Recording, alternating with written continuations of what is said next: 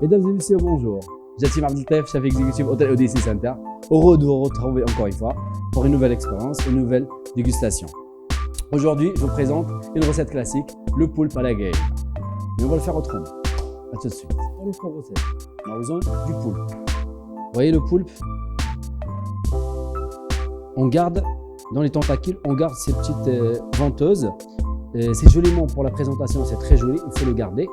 Et après, ça ramène un petit côté croquant, c'est très important. On les garde à l'heure de cuisson.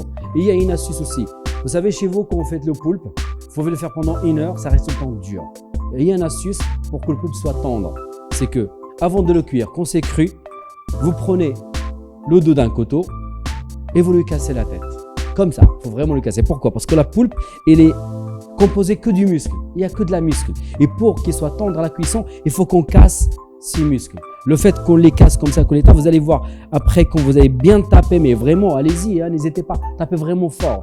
Vous n'avez pas peur. Tapez fort pour casser le muscle. Vous allez voir que le muscle, il est plus tendre. Vous allez voir que vous gagnez beaucoup de temps dans la cuisson. Au lieu de le faire pendant 1 heure, vous le cuisez une demi-heure maximum. Même une demi-heure, c'est trop. Moi, ce que je fais, c'est que je le fais en sous vide et je le fais pocher dans de l'eau ou sous vide ou je le fais cuire à la vapeur. À vous de voir. Ça, c'est pour le premier astuce. C'est pour le poulpe. Normalement, la poulpe à la gaïga, on utilise de la pomme de terre coupée en cubes, coupée en rondelles. Aujourd'hui, moi, j'ai choisi de faire une purée de pommes de terre. Assaisonner avec. On assaisonne le poulpe avec du persil, de l'oignon, de l'huile d'olive, de jus de citron. Alors, à place de l'huile d'olive, on peut utiliser de l'huile d'argan.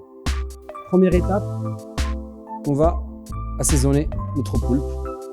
Alors, juste pour info, ça c'est déjà cuit. Déjà passé dans de l'eau salée, ni plus ni moins. On va l'assaisonner. Huile d'olive, un peu de jus de citron pour l'acidité,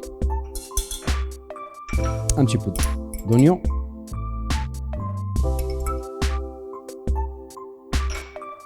un peu de persil,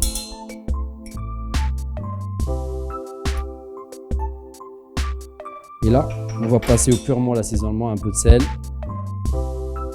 Faites attention quand on sel, faut faire attention qu'il y ait le jus de citron, du poivre, poivre blanc, poivre noir, c'est vraiment ce que vous voulez. Un peu de piment d'Espelette. On peut rajouter à la fin, autant qu'on peut le mettre dans la marinade avant de le passer à la poêle. Une petite tête d'ail déjà écrasée. Et on va mélanger tout ça. Je peux vous dire, déjà comme ça, c'est appétissant. Ça donne envie, c'est très bon. Là, on repasse à la poêle, vous allez voir, c'est encore mieux. Un petit filet d'huile d'olive dans notre poêle, ça ne colle pas. Une poêle bien chaude. Et on va poser nos têtes de poulpe pour la faire dorer un petit peu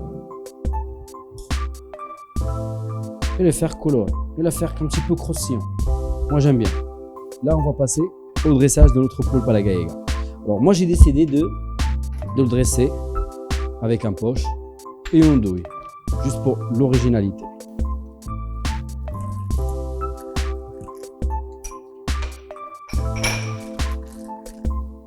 Et on va, vous allez voir après une belle couleur.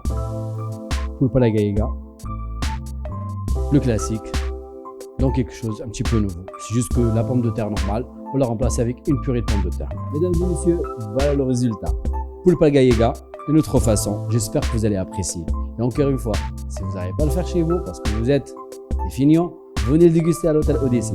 Et j'espère que vous ne serez pas des feignants, vous allez le faire chez vous et ça me ferait vraiment plaisir. Laissez-moi des commentaires. Si vous voulez autre chose de nouveau, ce sera vraiment un plaisir.